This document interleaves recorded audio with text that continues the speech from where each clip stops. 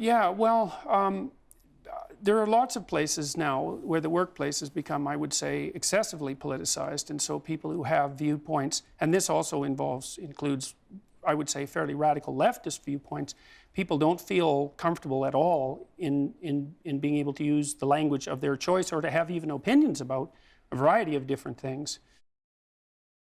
Like I said, it was in the spirit of debate. Okay, in the spirit of the debate is slightly different than being like, okay, this is like a problematic idea that we maybe want to unpack. But that's taking sides.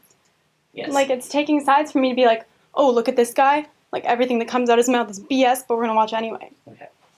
So I understand the position that you're coming from and your positionality, but the reality is that it has created a toxic climate for some of the students. How many? It's great that... Who?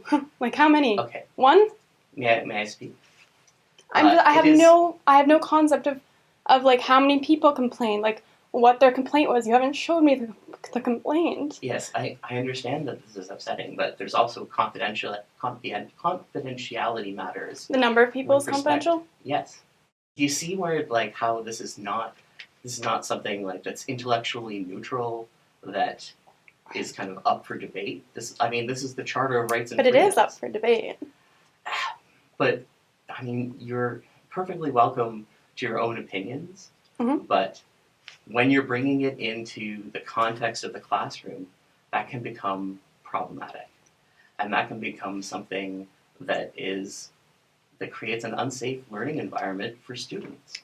But when they leave the university, they're going to be exposed to these ideas. So I don't see how I'm doing a disservice to the class by exposing them to ideas that are really out there. And I'm sorry I'm crying. I'm stressed out because this to me is so wrong. It's so wrong. Can I mention the gendered violence, gendered and sexual violence policy?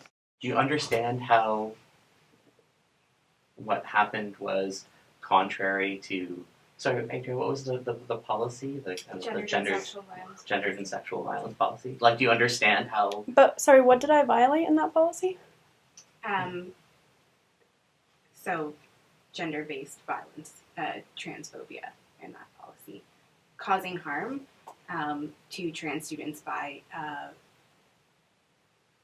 framing their identity as invalid, or their pronouns as invalid. Or something potentially invalid. So I caused harm, which is violence. Under the Ontario Human Rights Code, a protected thing, and also something that Laurier holds as a value. Okay.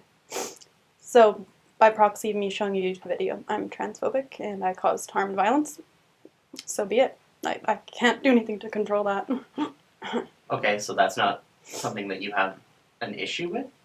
These are very young students, and something of that nature is not appropriate to that age of student, because they don't 18? Yes. They're adults. Yes, but they're very young adults. They don't have the critical toolkit to be able to take it apart yet. This is one of the things that we're teaching them, and so this is why it becomes something that has to be done with a bit more care. In a university, all perspectives are valid. That's not necessarily true, Lindsay.